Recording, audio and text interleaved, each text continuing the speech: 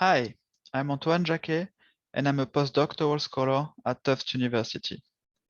In this study, my co-author and I are trying to understand the impacts of fault stress criticality on the onset of aseismic fault slip during fluid pressurization and on its arrests during depressurization.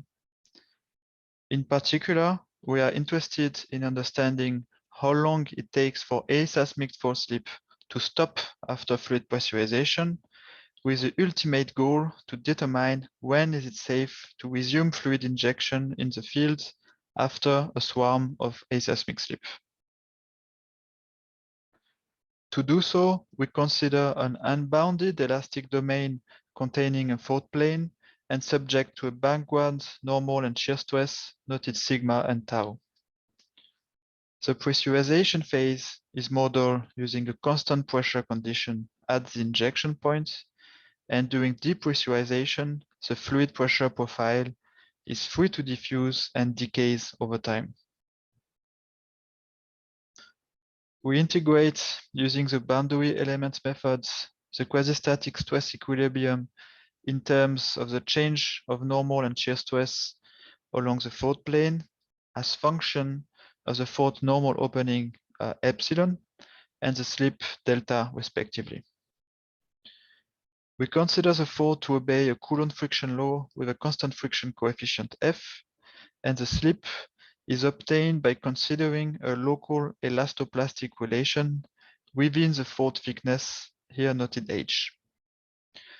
As a verification of the problem implementation, this figure shows the slip profiles obtained numerically and analytically after 1, 5, and 10 minutes of fluid pressurization.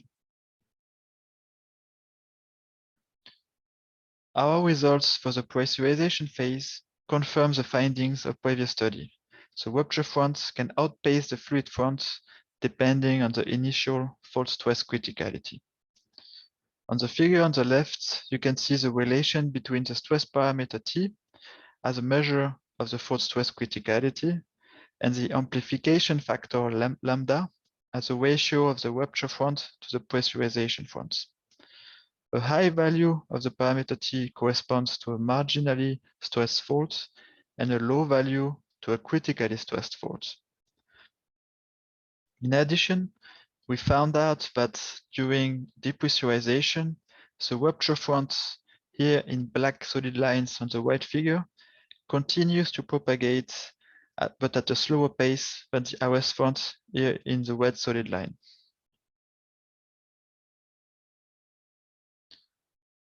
We also found that the maximum aseismic slip rate decays progressively over time after pressurization, and that the time of its arrest scales with the duration of pressurization. We obtained the same evolution of the scaled slip rates for several pressurization duration as shown on the left figure here. Finally, our results suggest that the arrest time of aseismic fault slip after pressurization strongly depends on the fault stress criticality.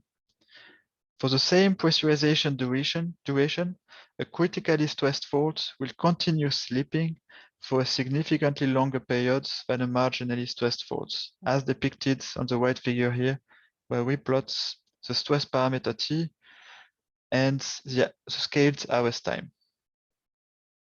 Thank you for listening to this short presentation. And if you would like to discuss in more details these results or ask me any questions, please visit my poster page.